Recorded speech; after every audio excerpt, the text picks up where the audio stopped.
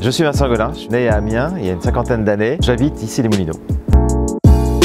Je suis directeur du département économie de l'Institut Paris Région et également connu pour des activités en matière d'attractivité et de marketing territorial.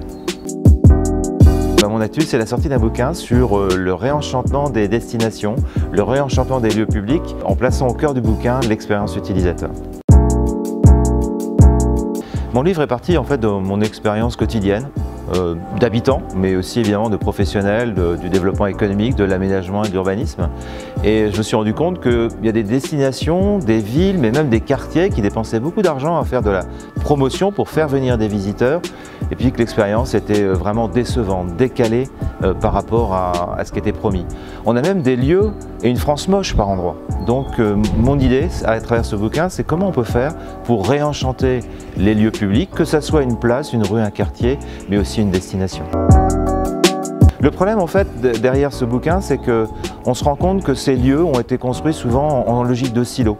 Vous avez d'un côté l'urbanisme, d'un côté un service technique, de l'autre côté un développeur économique, un opérateur privé, etc. Et en fait chacun fait un bon métier. Mais finalement, en ne plaçant pas l'utilisateur au cœur de la problématique, eh bien, chacun produit un morceau de ville qui finalement aboutit au total à une ville fonctionnelle et pas très attractive et pas très conviviale. Les lieux économiques n'échappent pas à ce phénomène. Quand vous vous baladez dans certains quartiers d'affaires, quand vous vous baladez dans des zones d'activité, zones logistiques ou dans des espaces commerciaux, vous vous rendez compte que finalement, il y a des endroits, mais c'est une expérience égale à zéro, quoi. Vous êtes mal guidé, vous ne comprenez pas bien comment ça se passe, c'est froid, on vous a mis quelquefois du béton partout, du marbre partout. Bref, vous avez l'impression d'être une personne anonyme au milieu d'un lieu anonyme. Or, avec la crise de la Covid, on s'est rendu compte que ces lieux-là leur plaisaient de moins en moins. Parce que pourquoi quitter son domicile, pourquoi quitter un tiers-lieu pour aller dans un lieu qui est un peu insipide?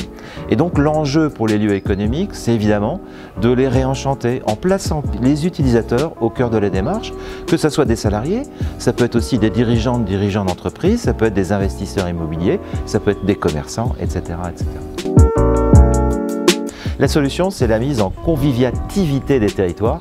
Convivialité, ça veut dire mettre en attractivité les territoires et mettre en convivialité. C'est un peu l'approche que je préconise. Et pour ce faire, pour travailler ces deux dimensions à la fois, il faut impliquer les utilisateurs, que ce soit des salariés, que ce soit des chefs d'entreprise, que ce soit des commerçants, qui par exemple animent les territoires.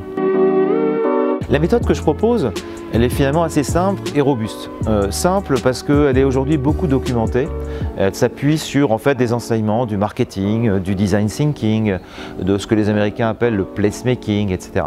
Donc ce sont des approches qui, en plaçant l'utilisateur au cœur des démarches, permettent à la fois de les écouter, de co-construire avec eux des réponses et également de les mettre en œuvre. Et donc la démarche, ma différence peut-être avec ce qui existe dans la littérature, c'est que j'étais plus loin dans le fait de croiser cette approche d'urbanisme tactique, on va dire, avec l'attractivité, dans à la fois la prise en compte des publics qui sont extérieurs au territoire, mais également à la fin, quand on a transformé l'expérience d'un lieu, dans la capacité qu'on peut avoir à le promouvoir. Ce livre s'appuie sur beaucoup de pratiques inspirantes, alors je dirais de la place jusqu'à la métropole internationale. Quelques exemples très différents en fait qui pour moi ont marqué un petit peu mon expérience. On va d'abord traverser l'Atlantique et aller à Montréal. Montréal, c'est une ville connue et pour travailler la destination du point de vue de l'activité culturelle, ils ont fait un quartier des spectacles et ils animent ce quartier de manière remarquable, mais c'est tout un professionnalisme de gens qui pensent à la fois à la convivialité par rapport aux habitants et l'attractivité à l'échelle bien sûr internationale mais aussi nationale. Dernier exemple, l'exemple de Douai qui est une démarche intéressante puisque ça connecte l'approche on va dire cœur de ville avec la nécessité de l'attractivité et la prise en compte des utilisateurs. Donc on a eu l'occasion de travailler avec eux et de pouvoir à l'échelle de Douai voir comment les utilisateurs ressentaient la ville, que ce soit des personnes extérieures à la ville, évidemment des habitants. Et ce faisant, on a identifié des zones chaudes, des zones froides, et évidemment à travers ça, ça nous a permis de faire des recommandations sur comment demain travailler une meilleure convivialité de Douai. Ce qu'il faut retenir aujourd'hui, c'est que les critères changent. On l'a vu évidemment pendant la crise de la Covid, mais ça a accéléré des phénomènes qui étaient derrière nous. Et ce livre, en fait, il met l'accent sur l'utilisateur, sur le salarié. On ne peut plus attirer des entreprises comme avant en disant « mais c'est le cahier des charges rationnel de l'entreprise qui compte ». Ça ne marche pas parce qu'au sein des entreprises, il y a beaucoup de dialogue en fait. Et donc il faut séduire l'entreprise, mais il faut aussi séduire les salariés de l'entreprise. C'est-à-dire que le territoire, quand il est vu sous les yeux des salariés, ce n'est pas les mêmes critères qu'une entreprise. Donc il faut savoir comprendre en fait ce que recherchent les salariés en termes de qualité de vie, notamment en termes d'expérience, pour pouvoir mieux promouvoir son territoire. Mais à travers ça, évidemment, on se rend compte qu'il y a des choses à changer et donc changer ces éléments-là dans ce que propose le territoire de manière plus structurelle. L'enjeu, évidemment, que j'essaye de souligner dans ce livre, c'est que le réenchantement des lieux publics, le réenchantement des destinations économiques, des quartiers d'affaires, ce n'est pas qu'une affaire des opérateurs publics. Ça doit être travaillé évidemment avec les entreprises, que ce soit les entreprises utilisatrices de ces espaces, mais également celles qui peuvent les aider à retravailler leur attractivité, retravailler leur mise en convivialité. Aujourd'hui, il y a plein d'entreprises qui ont acquis des compétences là-dessus.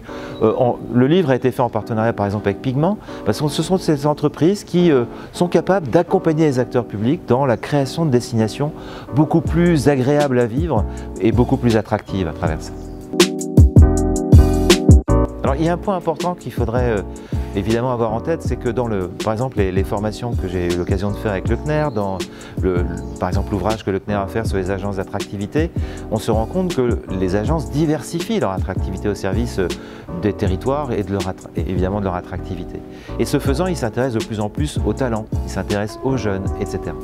Et pour ce faire, ce livre apporte des éléments de réponse pour comment mieux évidemment promouvoir les territoires vis-à-vis de ces individus, mais aussi comment les agences et puis les services de développement économique peuvent travailler avec leurs collègues à améliorer l'enchantement des territoires économiques.